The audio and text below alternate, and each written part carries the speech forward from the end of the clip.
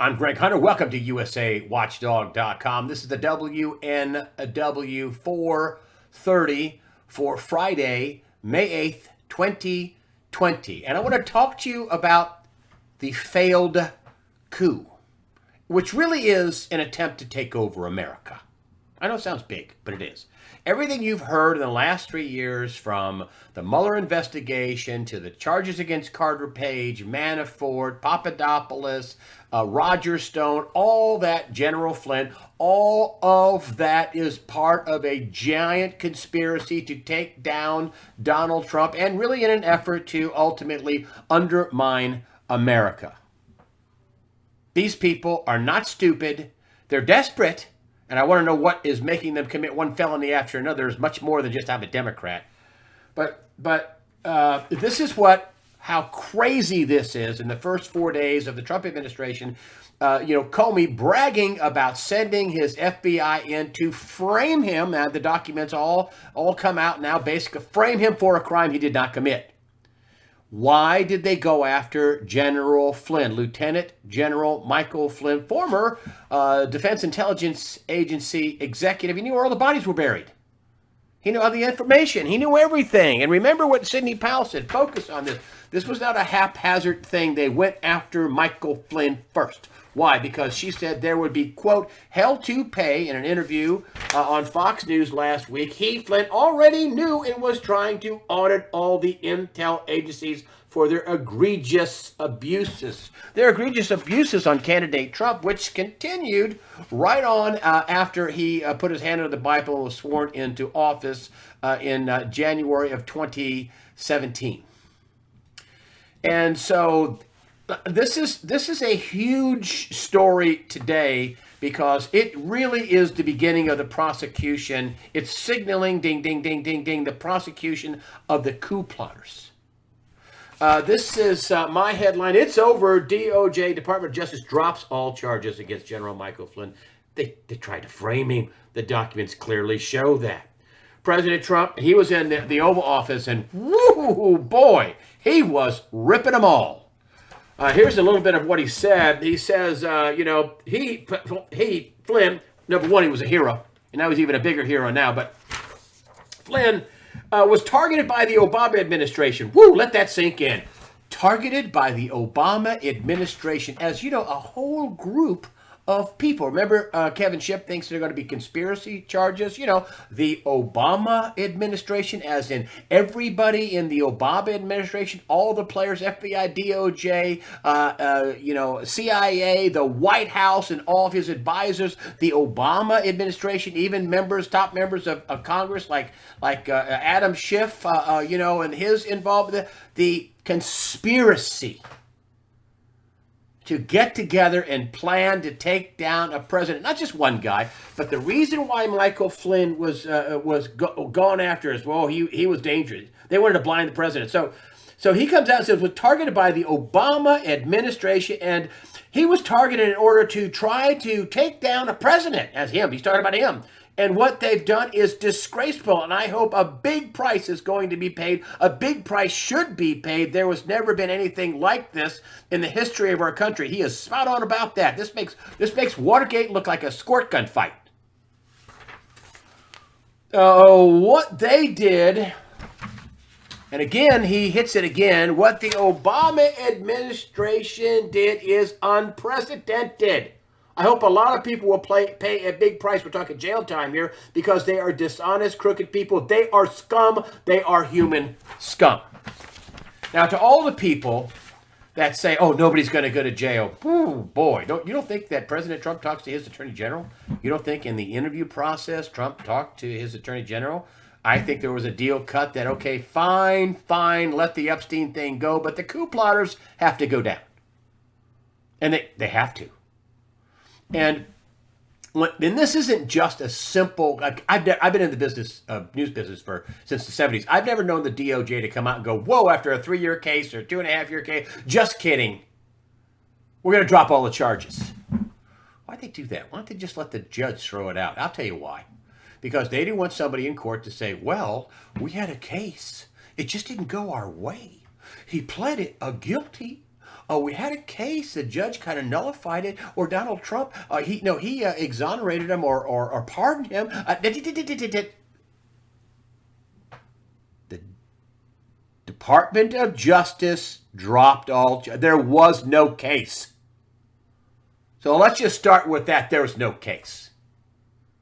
You coerced a guilty plea. You threatened his family. You made it up. Remember I told you they made it up. They made it up. They didn't have it. They made it up.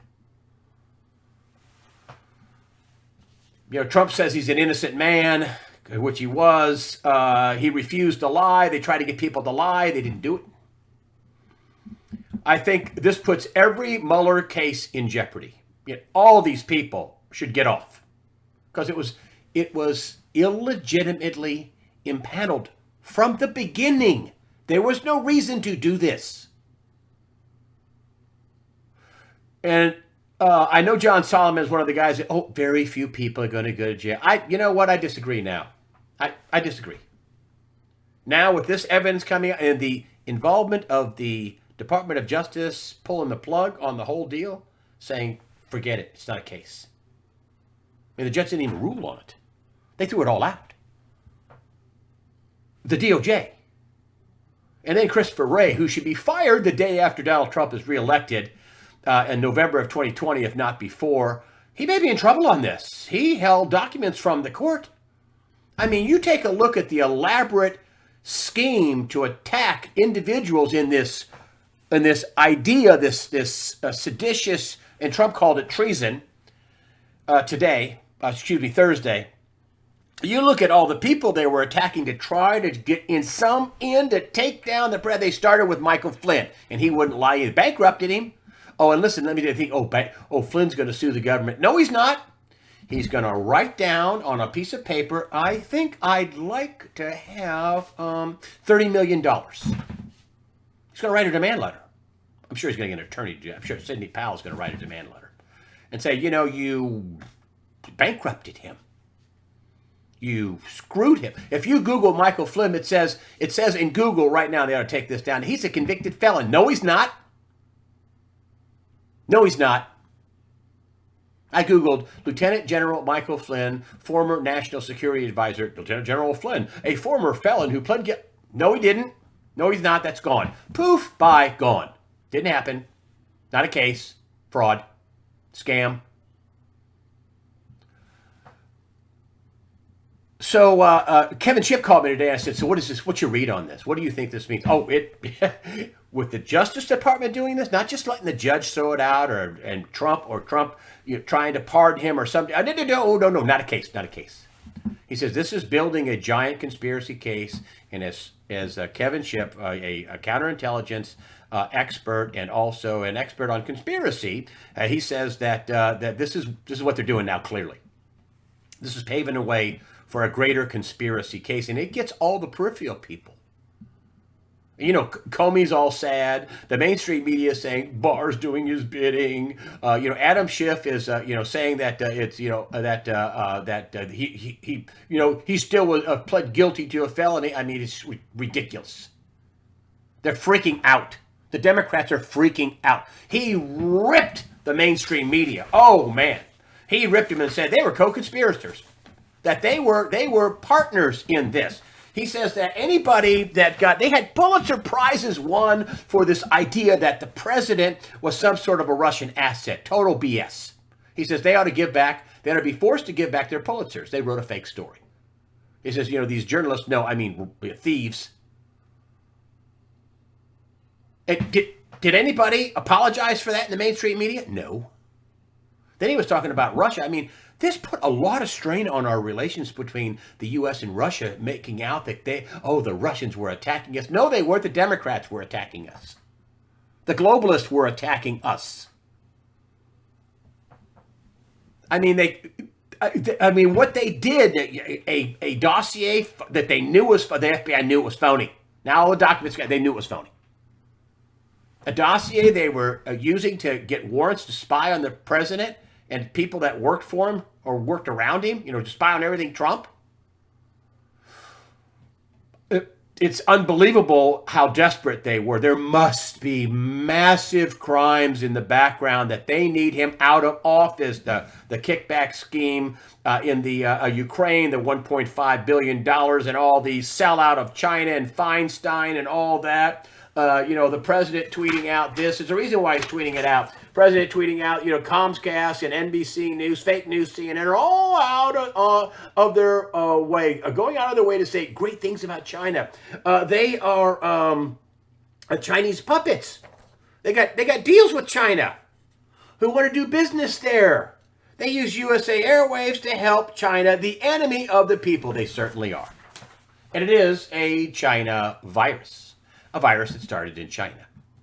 Was it a lab? Was it an accident? Was it on purpose? I don't know. China's pretty much over, though. Japan is pulling all their manufacturing out of China. Many other companies are going to be leaving. They're going to see how nasty this totalitarian regime is. I guess it was all okay if the Chinese would murder in Tiananmen Square 10,000 people. Well, it wasn't us. Those Chinese are crazy. They're fun-loving people. And now you're going to see them go berserk, the Chinese. And it's not the people. It's the government. It's the communist government who the big tech is in bed with, the DNC is in bed with, the Washington Times, the New York Times. Kevin Schiff brought this up. They all have deals. Disney, they all have deals with China. So they carry their water, those treasonous weasels. It's unbelievable. But the case of conspiracy, I've always said they made it up. They did. And the other big thing I said is the Mueller investigation was forever from the beginning illegitimately impaneled. I said that for a long time. And sure it was. All those cases you watch are going to fall apart. They have to. Every one of them want to get out of jail, and every one of them should make a claim against the U.S. taxpayers. I'm sorry, but the people. I think everybody in the Obama administration, all the way up to Obama. Oh, that's the other thing. Their defense. Brennan, who's a former CIA head, Clapper, director of national intelligence, Comey, all these people. Comey. I don't think he's got a leg to see. He's stupid. He is stupid, bragging about how did you send those people in? How did you get that going? Well, I sent them there. He's bragging about sending them there without any Miranda rights and warning people. Even Yates, one of the lawyers for the DOJ, was like, whoa, we ought to tell them about this. No, we need to get them. They were desperate. But all these people are going to flip, and they're all going to use the Nazi prison guard, defense was, my boss made me do it. Brennan's going to say, Obama made me do it. Clapper has already gone on CNN. I brought this up more than once. And said, well, Obama ordered us to do this. He ordered the intelligence assessment. If it wasn't for him, we wouldn't do this. James Clapper, former director of national intelligence, threw his former boss under the bus. These people are all going to say, well, listen, Comey briefed. You don't think Obama and Biden were briefed? That's the other thing. Biden, woo! He's got more of a problem than his touchy-feely, whatever, allegations with this woman, which is awful, incidentally. But wow, being a part of a seditious coup, that's even worse, don't you think? Everybody that's involved in this should go down. I don't see how they can walk this back and go, well, we're going to take your law license and you're going to get a $10,000 fine and you might spend 4 months in jail. And no. And the charges for these guys. I talked to Kevin Schiff about this. He says, well, they're facing couple of decades in jail. These guys are in their late 50s and 60s. They're going to get 2 decades in jail? You're going to be out when you're 83 or something? What? You don't think they're going to roll over? You don't think you don't think people have already rolled over? Oh, yeah. They're caught. They're caught. They are caught. The president is calling them scum. Then in the press conference, they try to get him off this topic. We'll get it. Biggest story of the century. And let's go back to COVID-19 and what you're going to do about testing. He just called the Obama administration scum. And you're back. The mainstream press, sickening. They must get the stupidest, most corrupt people they can to sit in the White House and ask the president stupid and corrupt questions. Unbelievable. We'll go on. This is a a story from the Gateway Pundit, and I just love the title, and it's absolutely spot on. Blood on their hands, world-renowned doctors release studies supporting hydroxychloroquine HCQ treatment for coronavirus, and they as fake news continues to smear life-saving drug. This is not anecdotal. These are studies of more than 1,000 people with people like Didier Renault, who's one of the top infectious disease doctors, one of the top communicable disease, infectious disease doctors in the world. Didier Raoul.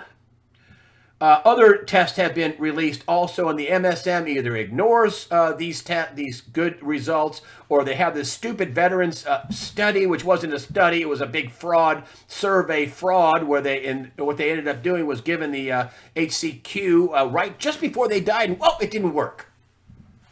There's tons, anecdotal is like, my Uncle Bob took this and he got better. Okay, you can't call that a study.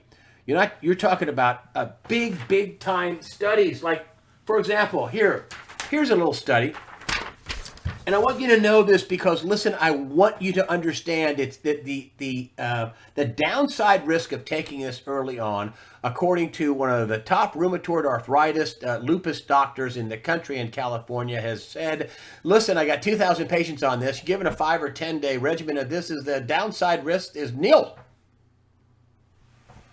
And then there's zinc and a Z-Pack involved, but here, hydroxychloroquine has about a 90% chance of helping COVID-19 patients. Actually, Didier Renault's test was at 92, and then the overall test was 89.7.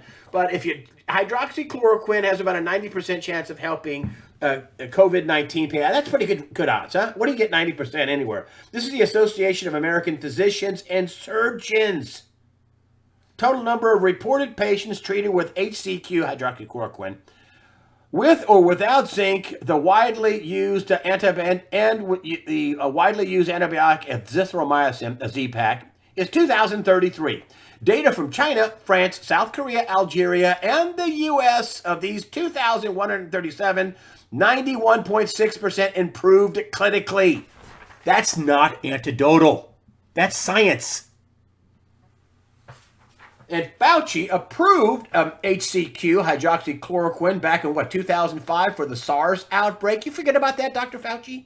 Oh, that's right. It's a 60-year-old drug, and you can't make any money on it. Folks, I want you to know this. You get this. The first hint of you getting this, you stand on your doctor. You make your doctor give it to you. Now, you're going to give it to me. Not, well, I don't know, there's some heart arrhythmias. No, there's not. Well, it's not really a good study. Yes, there are. You make sure you get this life-saving drug, and do not listen to the evil enemy of the people, mainstream media. Don't. I want to talk to you about the economy. Listen, I want the economy to open up. I think we're going to have some brighter days, although they're not going to be that bright.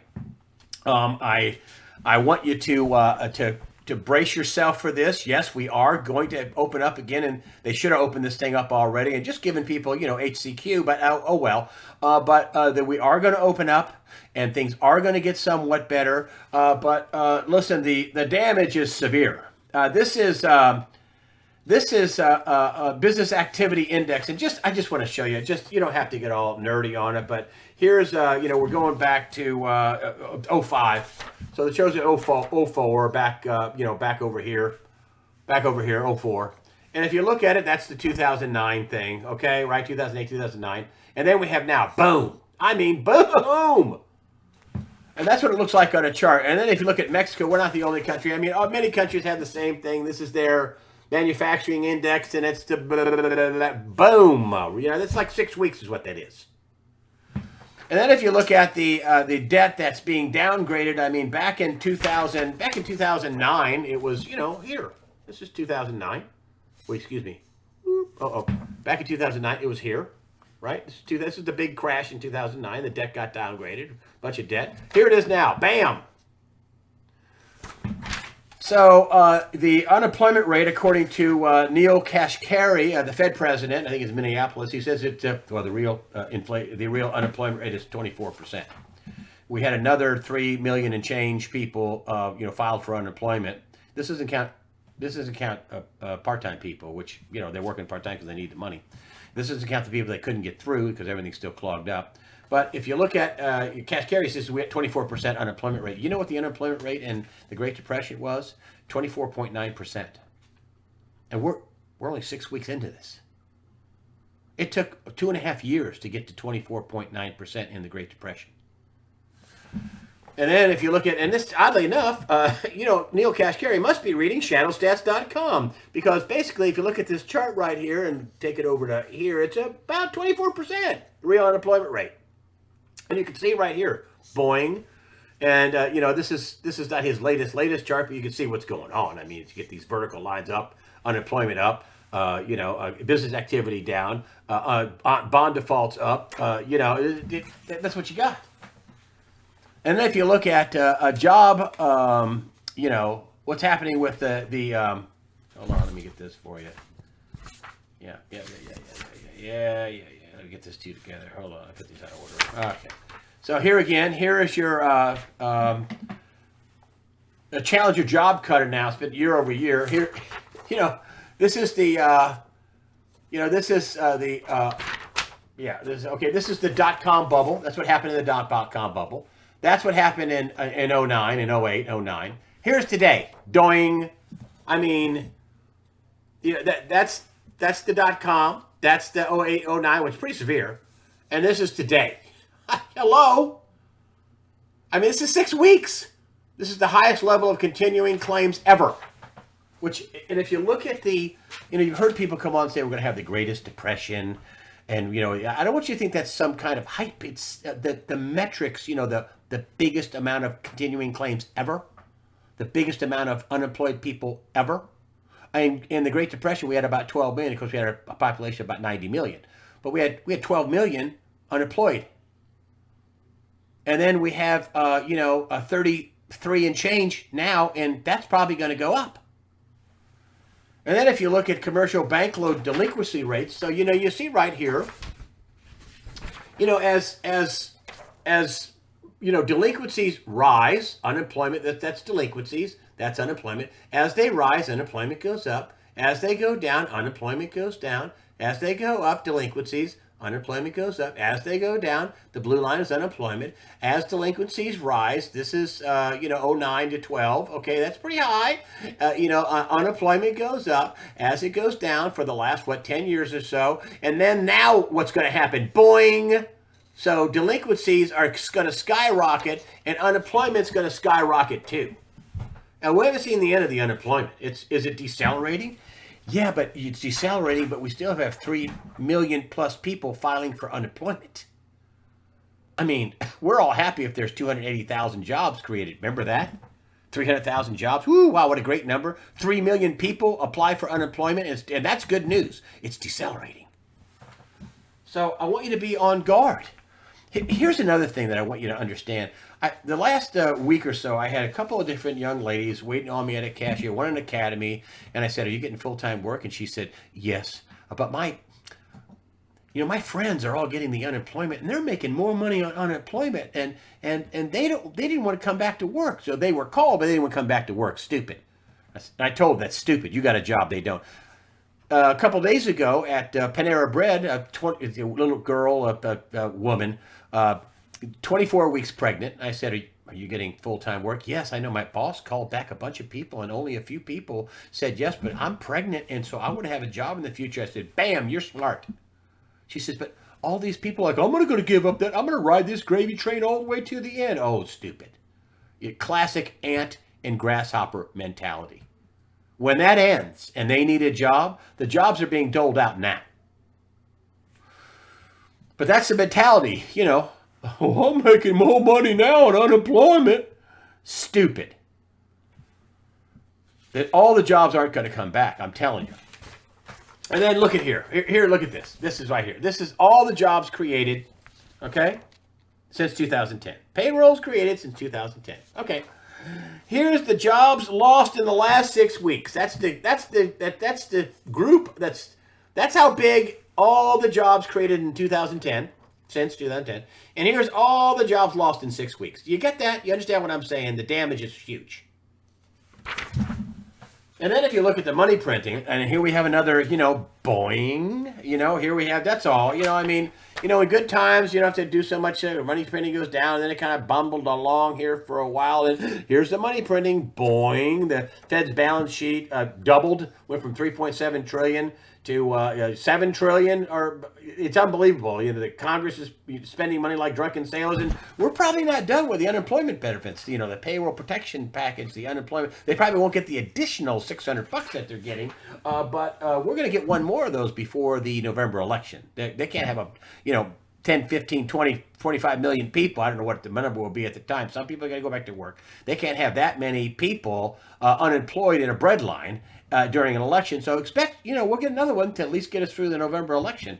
And as far as the people that, things opening back up and things like that, I just like simple stuff, charts that go boing for unemployment and money creation and debt defaults and bond devaluations and, a business, boing, manufacturing, boing. Yeah, these are lines straight up and straight down. That's pretty easy to understand. And here is a small Texas has already opened up. God bless them. Awful thing that happened to that woman that she did get let out of jail, but Texas got opened up. Here is the first day of the malls opening. It's just a picture, from a drone or a helicopter. Here you go. There's the first day of a business at the shopping malls. You see what's going on here? Yeah, no cars. That means no people to drive the cars. That means there's one person in the parking lot on this side of the thing, and one person that bought their whatever, the J. Crew shirt or whatever, and left. The demand has been destroyed. Are we going to get some of it back? Yes. Are we going to get all of it back? It doesn't look like it. And there was a conference call that had, the CEO of BP, I think it was BP, and he was saying that, or Shell, it was Shell, and he was saying that, the demand destruction has been pretty intense.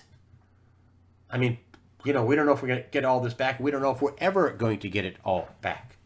Of course, that's an old industry, and they have electric cars and, blah, blah, blah. But still, that was a real bright spot in our economy, and now they've had the demand destruction. Less people are driving. Even if they get back, less people are driving. And then we're going to have, supply destruction. That means more layoffs. And these aren't $15 an hour barista jobs. These are $70,000, $80,000, $90,000 a year jobs with, vision, dental, matching 401k, sick pay, vacation pay. Maybe some might have a pension. I don't know. But these are good jobs. And they're going to go poof. A lot of them. Not all of them. A lot of them. I'm not trying to be a big poo-poo. Yes, we need to get back to work. Yes, things will get better. But things are going to get worse in the meantime. Dark days. Okay? I want you to be prepared for that. If you are offered your job back and you're getting unemployment, you're stupid if you don't take your job. Even if it's less money. Because in a year, you'll probably have it. And if you don't, in a year, you won't have one. You're going to be in a soup line. You're going to be living under a bridge or in a van down by the river. I mean, this is serious, folks. Every metric that I can come up with points to that it's worse than the Great Depression. Every one. There's not a single one. Car sales went from 16 million units a month, about 17, they're cut in half. Used car prices are going to, boom, they're going to plummet. New car prices are going to come down, but they can only come down so far because they can't sell them for less than they can make them, brand new cars. But they're going to expect some big incentives coming out. I got news for you. And used cars are going to hit the trash can. They're going to be cheap and plenty. Can you imagine how many people? Wow, you lost your job, honey? Okay, then you're not going to drive anymore. Listen, honey, I'm still a nurse, but you lost your job, so you could sell your pickup truck. I mean, can you imagine all that stuff? It's unbelievable. And the last thing I want to do is I want to read you a letter. I want to give you kind of a quasi-farm report. This is a letter from somebody in the Pacific Northwest on a dairy farm with 2,000 cattle, dairy cows. And her name is Samantha. And she's been working for these people for 18 years continuously, and some of the people who are around her work for 15 years. And she says, I'm going to pick it up about the middle of the letter. The dumping of milk the dumping of milk at the current price for the product is beyond terrible. Our employer is relatively debt-free. But even with that, he's unsure he can hang on. With all this going on, is very concerning. What a mess. Thanks again for your hard work and keeping people informed. Well, you know what, Samantha? You just informed people. Again, these are depression metrics. I think the guy with the farm with no debt, I think he's going to make it. That's a biggie. And she has the present. She has the the brain power, the gray matter to go. Okay, he doesn't have a lot of debt, but wow, it's hard. I think he will likely make it. He'll have to cut his operation back, but he'll make it. He'll make it. So Samantha, hang in there. Don't give up. And you guys out there, don't give up. Don't give up. Keep praying to your Lord and Savior. Really, keep doing it. We've got some rough times ahead, and we're just going to have to pull together and concentrate on the things that really matter. You know, your family, love, doing kind things for people. That's just what's going to have to be. I appreciate your support of USAWatchdog.com. Oh, and I wanted to tell you, so a lot of you guys are out there, a little humorous thing. A lot of you guys are out there and you think, wow, he's got his haircut. I wonder how he got his haircut. You're probably thinking that, right? Okay, well, this is an amazing device. I was able to cut the sides of my hair, and I was able, of course, I got, chunk. If you look really close, you probably can't see it. And I've got this kind of semi mullet going on back here. My wife, this is amazing. Here, this trimmer, right? You do that. Anyway, so I got so sick of it, I cut my own hair. And is it as good as somebody who does this for a living? No, not by a long shot. And if you look around, I got chunks out of it and this mullet thing going on, and I got some chunks out of the back. But anyway, just to let you know, so I couldn't stand it anymore. So just to let you know, I did get my hair cut by me, and the Norelco pop-up trimmer, which is an amazing little tool. So I should probably just break down and buy, a clipper set or whatever. But anyway, listen, I just thought I'd share that with you. So you wouldn't think, oh, he got his haircut. He paid somebody. No, I didn't. I did it myself. Anyway, thank you very much for supporting USAWatchdog.com. I appreciate, all your comments. I got some of the smartest people on the internet commenting on the YouTube channel and on USAWatchdog.com. I appreciate it. I also have Jim Sinclair, legendary investor, trader, gold expert, Jim Sinclair, and his business partner, Bill Holter. Yay. A fabulous twosome. They have about, 50 years experience between them or more, maybe 60. But bright guys, they called this and said that this was going to get bad. And it was several months ago, this was going to get bad. Now we have a debt bubble, and we don't know what was going to pop it. COVID did, but it was still the debt bubble that was the problem, not the COVID. But, they're coming on, and they're going to tell us, where we are now, where they think we are now. How much lower can this go, and how long is this going to last? They're going to give your idea and maybe give you some ideas on how you can survive. And, it's going to be tough, folks. I mean, it's really, if you haven't started cutting way back and preserving your capital and cutting your cable and cutting your cell phone and smartphone, and listen, I just have here's what I have. Here's my phone. Okay. I don't have a dumb phone. I have this. I have a little flip phone. It's cheap. They can't track me. Did I tell you it's cheap? So, that's what's going to be the name of say. How much can you cut and still function is going to be the name of the game. But anyway, thank you very much for supporting USA Watchdog. I appreciate your donations. That helps us. Remember, I'm only telling you this not to make you fear. I want you to be informed. Okay? So fear not. Prepare yourself mentally, physically, above all spiritually.